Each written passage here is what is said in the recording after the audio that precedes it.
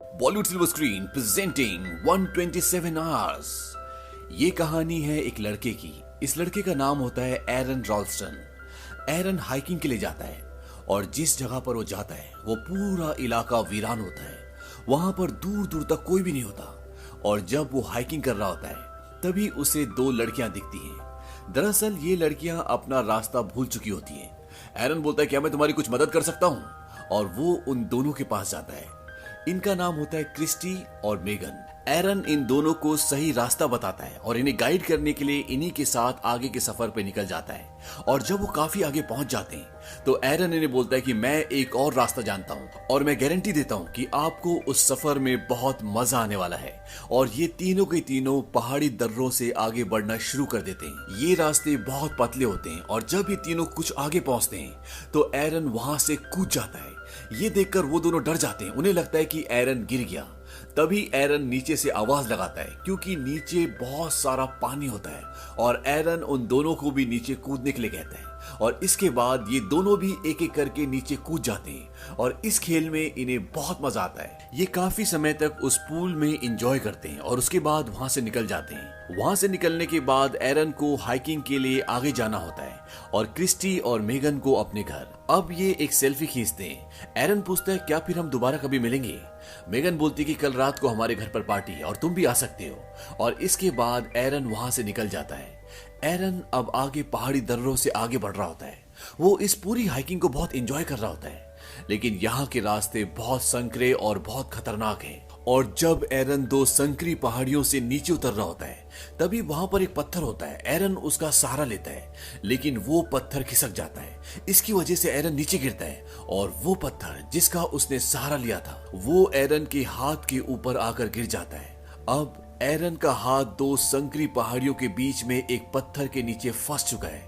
हालांकि उसको ज्यादा चोट नहीं लगी होती, लेकिन उसका हाथ अब वहां से नहीं निकल सकता। वो अपने हाथ को निकालने की बहुत कोशिश करता है, लेकिन उसकी सारी कोशिशें नाकाम हो जाती है। और जब उसको लगता है कि उसका हाथ अब यहाँ से नहीं निकल सकता तो वो मेगन और क्रिस्टी को जोर जोर से आवाजें लगाता है, लेकिन उसकी आवाज वहां से बाहर नहीं जा सकती क्योंकि ये संकरी पहाड़ियां हैं और यहाँ से आवाज बाहर पहुंचाना, वो भी इस वीराने में जहाँ कोसों दूर तक कोई इंसान, जानवर, पशु पक्षी का नामो निशान तक नहीं है, लगभग नामुमकिन है। इसके बाद एरन अपने बैग को खोलता है और उसके बैग में हाइकिंग का जितना भी सामान होता है वो सब का सब बाहर निकालता है।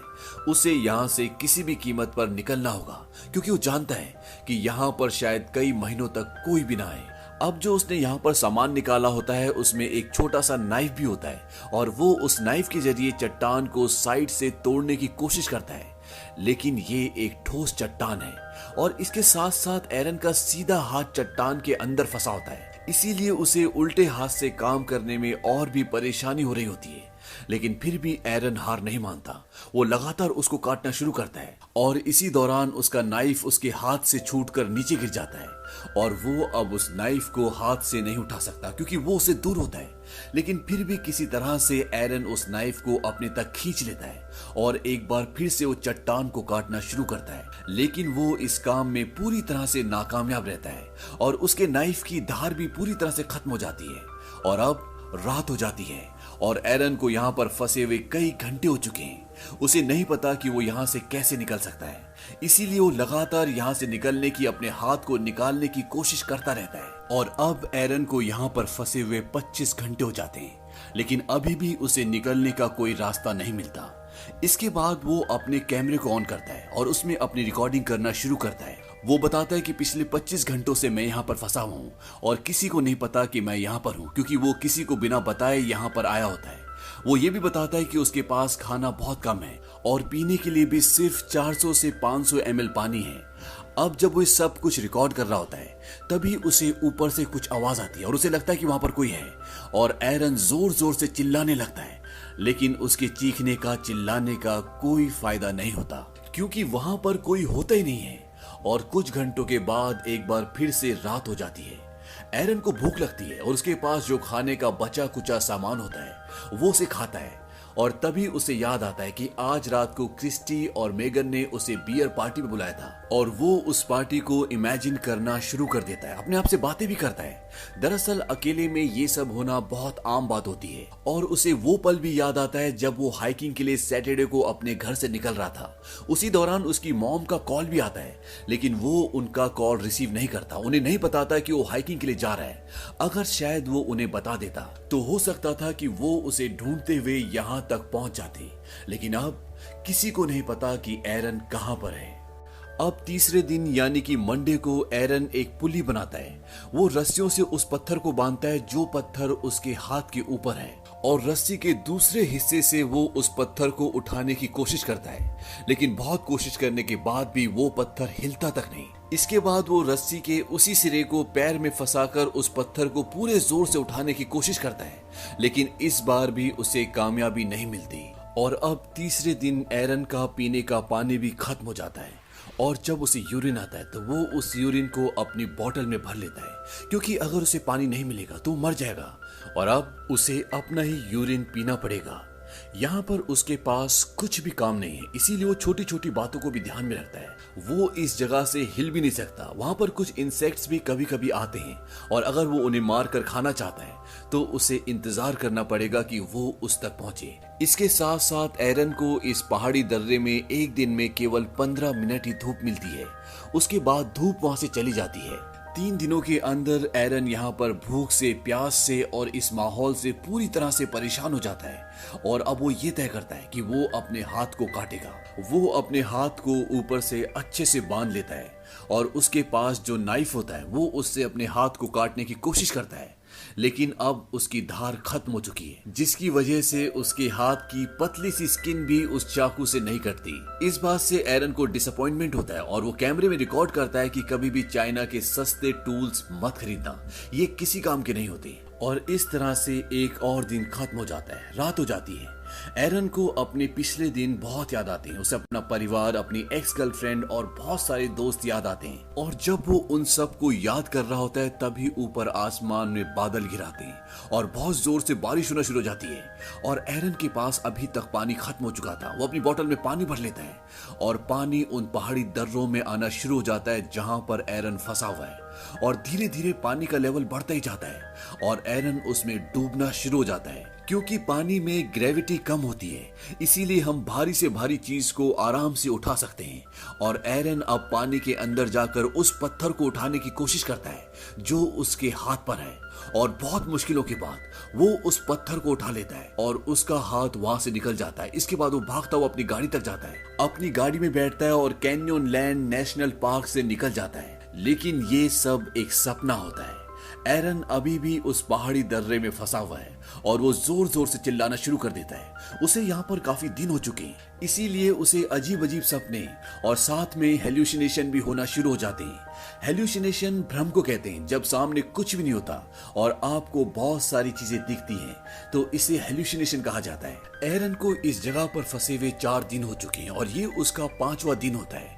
इसीलिए उसका बिहेवियर बहुत चेंज हो जाता है। वो अपने आप से बातें करता है, कमेंट्री करता है, और उसमें ये बताता है कि अगर मैंने अपनी मॉम का कॉल रिसीव करके उन्हें बताया होता कि मैं इस जगह जा रहा हूं, तो शायद आज मैं यहाँ पर फंसा हुआ नहीं होता। और जिस शॉपकीपर से उसने हाइकिंग का सामान लिया था, उसने उसे भी कुछ नहीं बताया था। अगर शायद वो उसे भी कुछ बता देता तो हो सकता था उसकी मिसिंग रिपोर्ट वो करवा देता और कोई उसे यहाँ पर ढूंढने आ जाता। एरन अपनी मॉम और डैड को कहता है कि मैं तुमसे बहुत प्यार करता हूँ, और वो ये सब इसलिए रिकॉर्ड कर रहा होता है क्योंकि अब उसकी खुद भी यहाँ से निकलने की उम्मीदें टूट चुकी हैं। वो प्यासा है, वो भूखा है, उसके शरीर में जान नहीं है, और ये बहुत बड़ा पत्थर जिसे वो हिला भी नहीं सकता। उसने एरन की पूरी जिंदगी को इस पहाड़ी दर्रे में रोक कर रख दिया है। अब एरन एक बार फिर से अपने हाथ को बांधता है, और वो चाकू जिसकी धार पूरी तरह से खत्म हो चुकी है, इस बार वो उससे अपने हाथ को काटने की कोशिश नहीं करता, बल्कि उस चाकू की फ्रंट साइड को अपनी स्किन के अंदर गाड़ना शुरू करता है, और चाकू उसकी हड्डी तक टच हो जाता है। उसके हाथ से खून निकलना शुरू हो जाता है, लेकिन इससे आगे एरन कुछ भी नहीं कर पाता, और इस तरह से एक दिन और निकल जाता है। और छठे दिन एरन अब बहुत कमजोर हो चुका है, और अगर अब वो यहाँ से नहीं निकला तो वो बच नहीं पाएगा। एरन कहता है कि शायद ये पत्थर जिंदगी भर मेरा ही इंतजार कर रहा था। जब से मैं पैदा हूँ तब से ये पहाड़ी दर्रा मेरा इंतजार कर रहा था। मेरी डेस्टिनी शायद यही है। और वो वहीं उसी चट्टान पर RIP यानी कि रिप रेस्ट इन पीस और अपना डेट ऑफ बर्थ लिखता है और नीचे अपना नाम, क्योंकि अब उसने यकीन कर लिया होता है कि अब वो यहाँ से जिंदा वापस नहीं जा सकता। और वो वहां पर उसी तरह से निढाल हो जाता है। अगली सुबह यानी कि छठे दिन जब उसको हल्का सा होश आता है तो उसे कुछ विजन्स आते हैं और उन विजन्स में वो एक बच्चे को देखता है जो उसका फ्यूचर सन होता है।